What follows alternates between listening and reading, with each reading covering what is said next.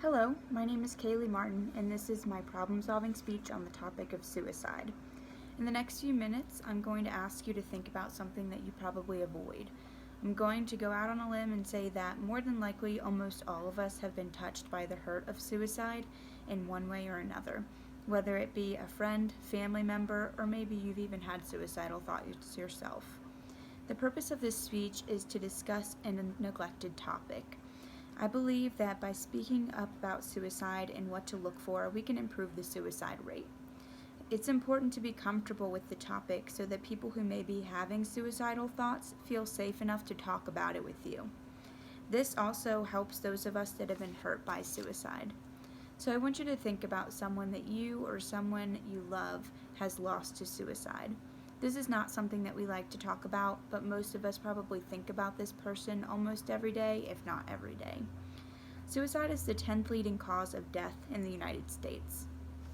Annually, we lose approximately 44,965 loved ones.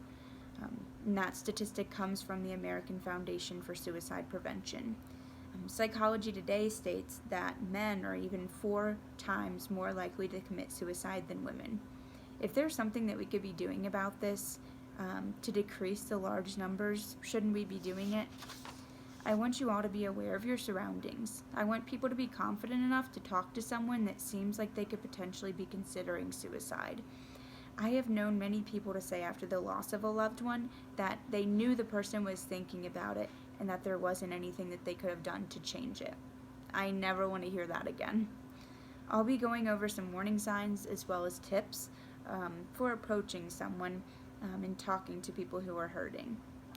The issue is that there are on average 123 suicides per day in the United States, and that's also from the American Foundation for Suicide Prevention.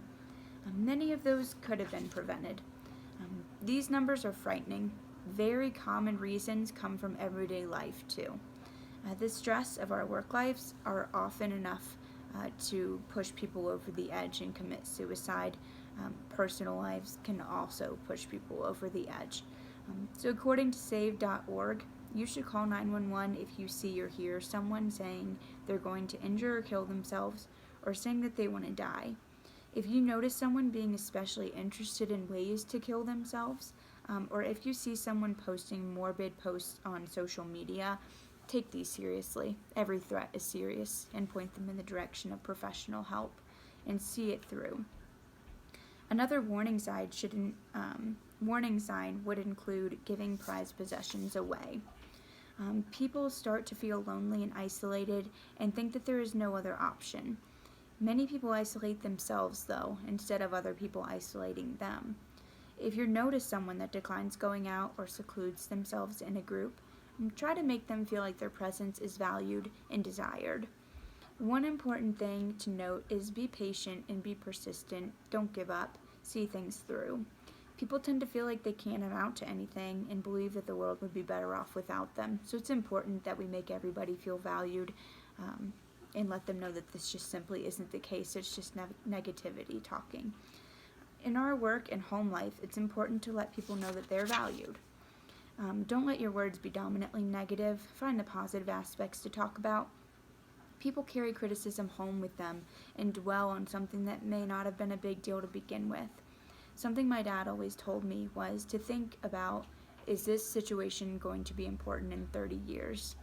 So be careful about what you get angry over. You never know the effects of your words and the effect that they will have on other people. The significance is that suicide touches all of us, whether it be through a personal connection or a favorite singer, actor, or actress that took their own life. The fact of the matter is that many people that committed suicide, it could have been prevented.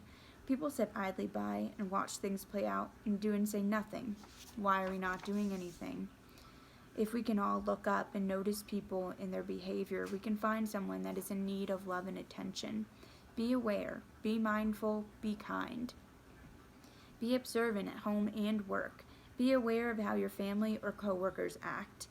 If you notice someone different or something different or alarming, talk to them and don't give up if they blow you off. Be uplifting and encouraging, not negative and critical. It's important to show everyone God's love and value what they bring to this world. It's also important to know that some situations are beyond our control. If a situation's depressing you or you don't know what to do, point them in the direction of professional help. Don't think that it's your responsibility alone to take care of them, because it's not the case. You've done your part by getting them professional help. There are many resources out there willing to talk to people who feel suicide is their only option. Many people considering suicide are terrified and just want someone to make them feel like they are needed or would be missed. If we are intentional about our relationships, we can make sure that we are noticing cries for help. If we notice warning signs, we can prevent suicides. Be observant for isolating behaviors and negativity. Get the person help. If we learn to talk about it, we can prevent suicides and heal broken relationships. Be open about the topic so people know they can talk to you about it. We can connect to hurting people based on a shared pain and learn to heal together. If we continue to put the topic aside, more people may be a victim to suicide. People will continue to feel secluded and think that suicide is their only option. That's just a matter of fact. So the purpose of this speech was to go over some warning signs as well as tips for approaching those people who are hurting. If someone expresses thoughts of suicide to you, have a conversation. That's so important. Don't let it get too late and become one of those people that say they knew it was going to happen, but they didn't do anything about it. Suicide Prevention Lifeline says that by starting a conversation, providing support, and directing help to those who need it, you can prevent suicides and save lives. Also from the same website, quote, evidence shows that providing support services, talking about suicide, reducing access to means of self-harm, and following up with loved ones who are just some of the actions we can all take to help others, end quote. I hope that learning more about the effect that suicide has on this country and world motivates you to do something about it. I hope that you will be aware of your surroundings. I want you to be confident enough to talk to somebody that seems like they could potentially be considering suicide. I've known many of those people that believe there was nothing that could be done, and I firmly believe that something can always be done. So please do not be any of those people. Pay attention and get someone help. Thanks for listening.